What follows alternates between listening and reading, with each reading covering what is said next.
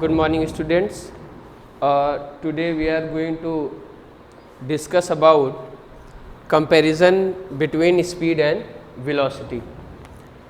In previous lecture we have already discussed what is speed and what is velocity. In this video we are going to compare between speed and velocity, and in last we are also going to study about how we are going to find initial velocity and how we are going to find final velocity, in what condition we are going to take initial velocity as a 0 and final velocity as 0. So there are lots of questions in students mind, so I am try to solve that problem. So let us start this. We have speed. So the first difference that we are going to between speed and velocity is we can distinguish them by their definition. Speed, it is a distance travelled per unit time. It is a distance travelled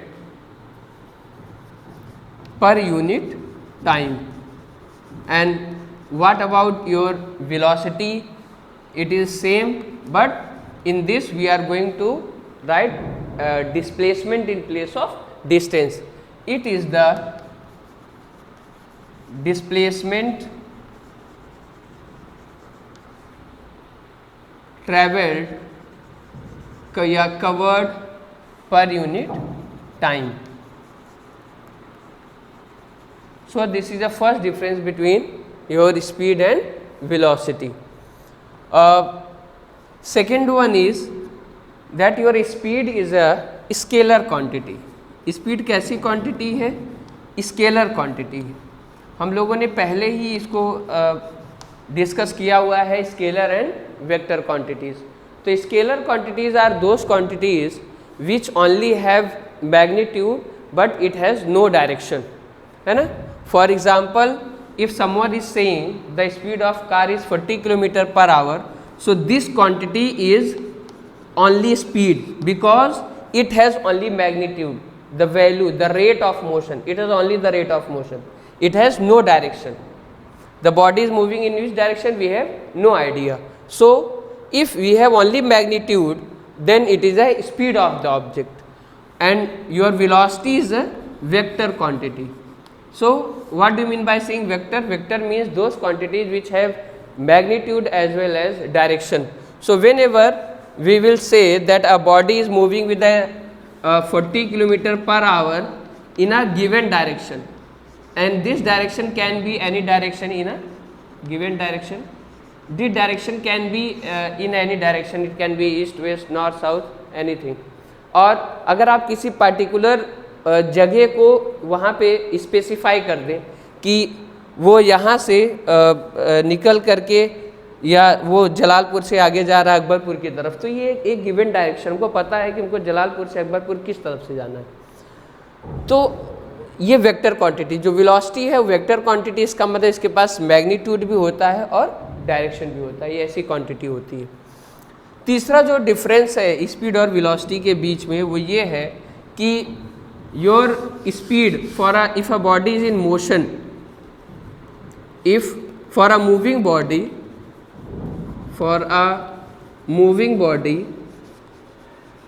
your speed is always positive. Speed is positive. ये देखिए हमने एक sign symbol use किया positive के लिए, हमने पूरा नहीं लिखा है POSITIV, हमने प्लस लगा करके आगे V लगा पॉजिटिव. तो for a given for a moving body your speed is always positive, but for your velocity it can be, for a given body it can be positive, it can be negative, both. क्यों ऐसा होता है कि जो आपकी velocity हो positive हो सकती है, निगेटिव भी हो सकती है?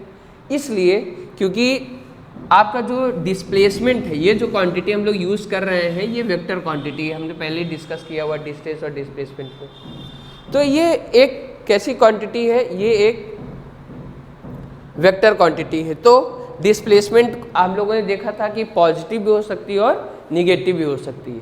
तो अगर डिस्प्लेसमेंट पॉजिटिव या निगेटिव हो सकता है तो वेलोसिटी भी पॉजिटिव और निगेटिव हो सकती है. फोर्थ जो डिफरेंस है दोनों के बीच में, स्पीड और वेलोसिटी के बीच में, वो ये है कि for a moving body if a body is in motion your speed can never be zero. आपकी स्पीड कभी ज़ीरो नहीं हो सकती। क्यों नहीं स्पीड ज़ीरो हो सकती? क्योंकि अगर कोई ऑब्जेक्ट मोशन में है, if a body is in motion, तो सीधी सी बात है वो कुछ ना कुछ डिस्टेंस जरूर कवर करेगा, और अगर वो कुछ ना कुछ डिस्टेंस कवर कर रहा है, उसके पास कुछ ना कुछ वैल्यू है फॉर अ गिवन टाइम, तो आपकी स्पीड की वैल्यू कुछ ना कुछ आएगी, ये ज़ीरो नहीं हो सकती, स्पीड कभी ज़ीरो नहीं हो सकती। लेकिन आपकी जो वेलोसिटी है वो ज़ीरो हो सकती है, इट कैन बी ज़ीरो। अब आप सोच रहे होंगे कि वेलोसिटी कैसे ज़ीरो हो सकती है? वेलोसिटी इसलिए ज़ीरो हो सकती है क्योंकि आपका जो डिस्प्लेसमेंट है ये ज़ीरो हो सकता है। आपने कई सारे केस देखे थे, एक मैं सिंपल सा केस ले लेता हूँ कि अगर कोई ऑब्जेक्ट है वो ए से स्टार्ट कर रहा है, बी पहुँच रहा है, तो अगर वो ए से बी जा रहा है और फिर वो बी से ए आ जा रहा है, तो ऐसे केस में जो आपका डिस्प्लेसमेंट होगा वो क्या हो जाएगा? That will be zero. क्यों ज़ीरो होगा डिस्प्लेसमेंट? क्योंकि इनिशियल वेलोसिटी पॉइंट भी यही है ए, फाइनल पॉइंट भी ए है, तो ऐसे केस में जो स्ट्रेट लाइन डिस्टेंस है वो क्या हो जाएगी? ज़ीरो हो जाएगी। तो आपका डिस्प्लेसमेंट ज़ीरो, तो आपकी वेलोसिटी भी क्या हो जाएगी? ज़ीरो हो जाएगी। तो आप देख लीजिए, आपके पास स्पीड और वेलोसिटी के बीच में कंपैरिजन है। ये distance travel per unit time है, displacement travel per unit time है। Speed is scalar quantity, velocity is vector quantity. Speed is for a moving body, ये हमेशा पॉजिटिव होती है, और ये पॉजिटिव भी हो सकती है और निगेटिव भी हो सकती है। स्पीड कभी भी ज़ीरो नहीं होगी किसी, अगर कोई बॉडी मोशन में है तो, और आपकी जो वेलोसिटी है ये ज़ीरो हो सकती है। अब अगला बड़ा इम्पॉर्टेंट एक कॉन्सेप्ट है, वो है कि इनिशियल और फाइनल वेलोसिटी। एक्चुअली अब हम लोग इसके बाद पढ़ेंगे rate of change of velocity, that is acceleration. तो चेंज इन वेलोसिटी को आप कैसे फाइंड कर पाओगे? जब आपको इनिशियल वेलोसिटी पता रहेगी और फाइनल वेलोसिटी पता रहेगी। फिजिक्स में इनिशियल वेलोसिटी को हम लोग रिप्रेजेंट करते हैं, initial velocity is represented by u। Initial velocity को हम लोग u से रिप्रेजेंट करते हैं, और final velocity is represented by, final velocity is represented by v। तो इनिशियल वेलोसिटी को हम u से रिप्रेजेंट करते हैं, फाइनल वेलोसिटी को v से। अब इनिशियल वेलोसिटी, इनिशियली तो सारी चीज़ें रेस्ट में होती है, कहीं ना कहीं से हर ऑब्जेक्ट स्टार्ट ही करता है। तो ऐसे केस में बच्चे को हमेशा पूछते हैं कि सर इनिशियल वेलोसिटी तो हमेशा ज़ीरो होनी चाहिए, और जा करके कोई भी ऑब्जेक्ट है, कोई भी जो भी मूविंग ऑब्जेक्ट है, वो कहीं ना कहीं जा करके रेस्ट पे तो आएगा ही, तो फाइनल वेलोसिटी हमारी ज़ीरो हो जानी चाहिए। लेकिन ऐसा नहीं है। इनिशियल और फाइनल वेलोसिटी क्या है कि वो ऑब्जर्वर के लिए है, जिसके लिए हम बात कर रहे हैं। सपोज लेट अस सपोज कि आप ऑब्जर्वर हैं, तो आपने किसी आप यहाँ ए पॉइंट पर खड़े हैं और कोई बॉडी आपके पास से जा रही है, तो जब आपने उस ऑब्जेक्ट को देखना स्टार्ट किया, क्योंकि वो पता नहीं कहाँ से आ रही है, बट जब आपने उस ऑब्जेक्ट को ऑब्जर्व करना शुरू किया, तो वो इनिशियल वेलोसिटी आपके लिए होगी। और आपने जितनी देर तक के लिए उसको देखा, 10 सेकेंड, 20 सेकेंड, 2 मिनट, जो भी टाइम के लिए आपने देखा, वो आपके लिए क्या हो जाएगी? फाइनल वेलोसिटी हो जाएगी। तो जो इनिशियल और फाइनल वेलोसिटी होती है ये ऑब्जर्वर की होती है, जो ऑब्जेक्ट को ऑब्जर्व कर रहा है। तो अलग अलग लोगों के लिए, अब कोई अगर कोई पहले ही यहाँ पे है तो उसके लिए इसकी वेलोसिटी अलग होगी इस ऑब्जेक्ट की, और फाइनल वेलोसिटी अलग हो जाएगी। कुछ और केसेस हैं जिसमें इनिशियल और फाइनल वेलोसिटी फिक्स होती है। फॉर एग्जाम्पल, अगर दिया हुआ है कि an object start from rest, question में ही दिया हुआ है कि स्टार्ट फ्रॉम रेस्ट, अगर कोई ऑब्जेक्ट रेस्ट से स्टार्ट हो रहा है तो बेटा उसकी इनिशियल वेलोसिटी हमेशा आप क्या कंसीडर कर लोगे? ज़ीरो कंसीडर कर लोगे। और अगर ये दिया हुआ है कि जो ऑब्जेक्ट है वो लास्ट में जा करके इट इवेंचुअली स्टॉप्स, वो रुक जा रही है, क्वेश्चन में क्लियरली दिया हुआ है, तो ऐसे केस में आप v को भी क्या ले सकते हो? ज़ीरो ले सकते हो।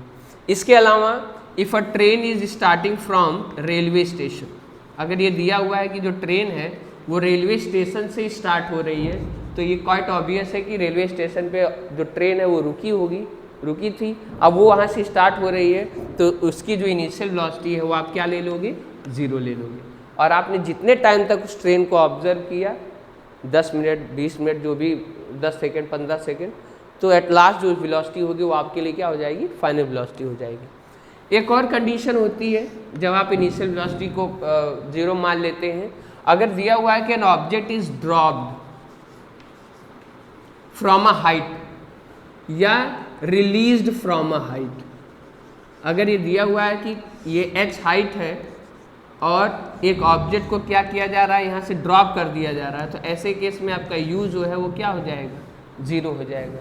आप इनिशियल वेलोसिटी उस जो ऑब्जेक्ट ड्रॉप किया जा रहा है उसकी क्या ले लोगे, 0 ले लोगे। तो इनिशियल वेलोसिटी और final velocity it depends on the observer, कि जो ऑब्जर्व कर रहा है उसके लिए इनिशियल और फाइनल वेलोसिटी क्या है।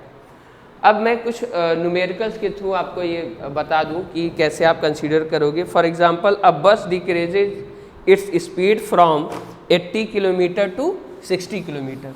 तो बस अपनी स्पीड डिक्रीज कर रही है from 80 kilometre per hour to 60 kilometre per our.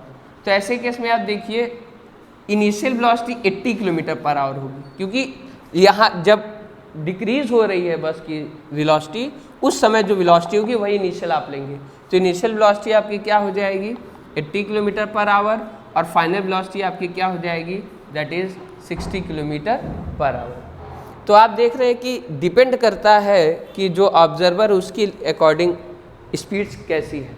या अगर दिया है कि ये body increases speed from 10 metre per second to 40 metre per second, तो ऐसे केस में आपकी इनिशियल वेलोसिटी क्या हो जाएगी, 10 मीटर पर सेकेंड, और फाइनल वेलोसिटी क्या हो जाएगी, 40 मीटर पर सेकेंड। या अब देखिए एक और क्वेश्चन दिया हुआ कि train starting from a railway station. अभी हमने डिस्कस किया था कि जब भी कोई ट्रेन स्टार्ट कर रही है या कोई बस स्टॉप से निकल रही है, तो ऐसे केस में आप हमेशा इनिशियल वेलोसिटी क्या ले लोगे, 0 ले लोगे। तो इस वीडियो में हम लोगों ने स्पीड और वेलोसिटी के बीच में कंपेयर किया, और फिर हम लोगों ने देखा कि इनिशियल और फाइनल वेलोसिटी हम कैसे कंसीडर करते हैं।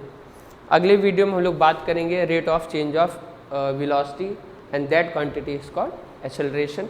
तब तक आप एनसीईआरटी के इंटेक्स क्वेश्चन को सॉल्व करते रहिए।